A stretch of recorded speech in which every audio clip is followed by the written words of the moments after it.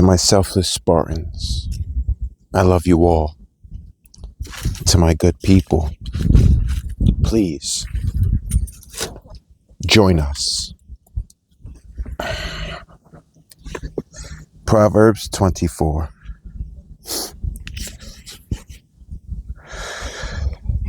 Be not thou envious against evil men, neither desire to be with them. For their heart studieth destruction, and their lips talk of mischief. Through wisdom is an house builded, and by understanding it is established. And by knowledge shall the chambers be filled with all precious and pleasant riches. A wise man is strong, yea, a man of knowledge increaseth strength. For by wise counsel thou shalt make thy war, and in multitude of counselors there is safety. Wisdom is too high for a fool. He openeth not his mouth in the gate. He that deviseth to do evil shall be called a mischievous person. The thought of foolishness is sin, and the scorner is an abomination to men. If thou faint in the day of adversity, thy strength is small. If thou forbear to deliver them that are drawn unto death, and those that are ready to be slain. If thou sayest, Behold, we knew it not, doth not he that pondereth the heart consider it? And he that keepeth thy soul, doth not he know it? And shall not he render to every man according to his works?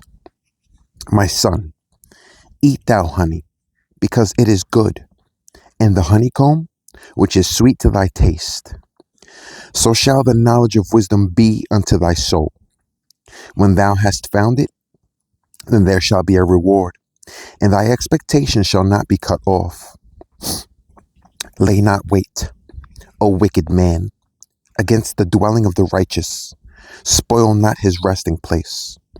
For a just man falleth 7 times, and riseth up again, but the wicked shall fall into mischief. Rejoice not when thine enemy falleth, and let not thine heart be glad when he stumbleth, lest the Lord see it, and it displease him, and he turn away his wrath from him. Fret not thyself because of evil men, neither be thou envious at the wicked. For there shall be no reward to the evil man. The candle of the wicked shall be put out. My son, fear thou the Lord and the king, and meddle not with them that are given to change.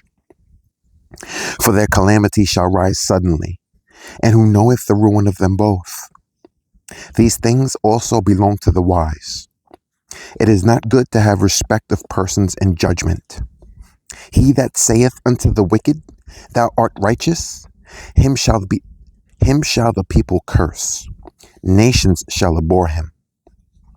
But to them that rebuke him shall be delight, and a good blessing shall come upon them. Every man shall kiss his lips that giveth a right answer. Prepare thy work without, and make it fit for thyself in the field, and afterwards build thine house. Be not a witness against thy neighbor without cause, and deceive not with thy lips. Say not, I will do so to him as he hath done to me. I will render to the man according to his work.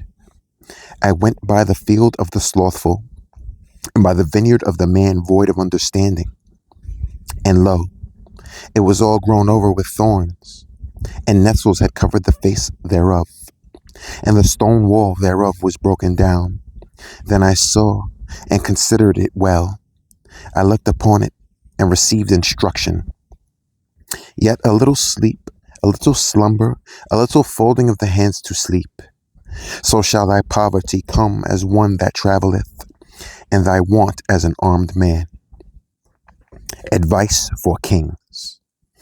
These are also Proverbs of Solomon, which the man of Hezekiah, king of Judah, copied out. It is the glory of God to conceal a thing, but the honor of kings is to search out a matter. The heaven for height and the earth for depth, and the heart of kings is unsearchable. Take away the dross from the silver, and there shall come forth a vessel for the finer. Take away the wicked from before the king, and his throne shall be established in righteousness. But not forth thyself in the presence of the king, and stand not in the place of great men. For better it is that it be said unto thee, Come up hither, than that thou shouldest be put lower in the presence of the prince whom thine eyes have seen. Go not forth hastily to strive, lest thou know not what to do in the end thereof, when thy neighbor hath put thee to shame. Debate thy cause with thy neighbor himself, and discover not a secret to another, lest he that heareth it put thee to shame, and thine infamy turn not away. A word fitly spoken is like apples of gold and pictures of silver. As an earring of gold and an ornament of fine gold, so is a wise reprover upon an obedient ear. As the cold of snow in the time of harvest, so is a faithful messenger to them that send him. For he refresheth the soul of his masters. Whoso boasteth himself of a false gift is like clouds and wind without rain. By long forbearing is a prince persuaded, and a soft tongue breaketh the bone. Hast thou found honey? Eat so much as is sufficient for thee, lest thou be filled therewith and vomit it. Withdraw thy foot from thy neighbor's house, lest he be weary of thee, and so hate thee. A man that beareth false witness against his neighbor is a maul, and a sword, and a sharp arrow. Confidence in an unfaithful man in time of trouble is like a broken tooth and a foot out of joint. As he that taketh away a garment in cold weather, and as vinegar upon nitre, so is he that singeth songs to an heavy heart. If thine enemy be hungry, give him bread to eat, and if he be thirsty, give him water to drink.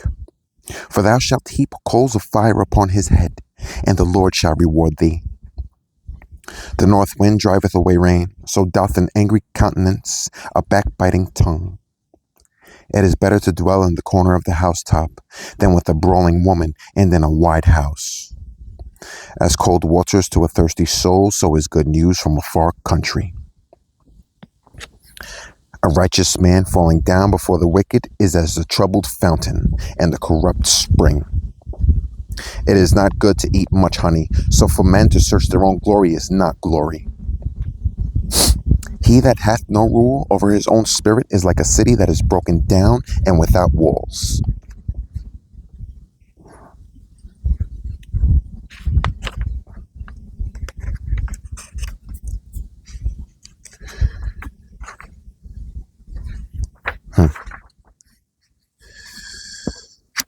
To my selfless Spartans, train, please eat right.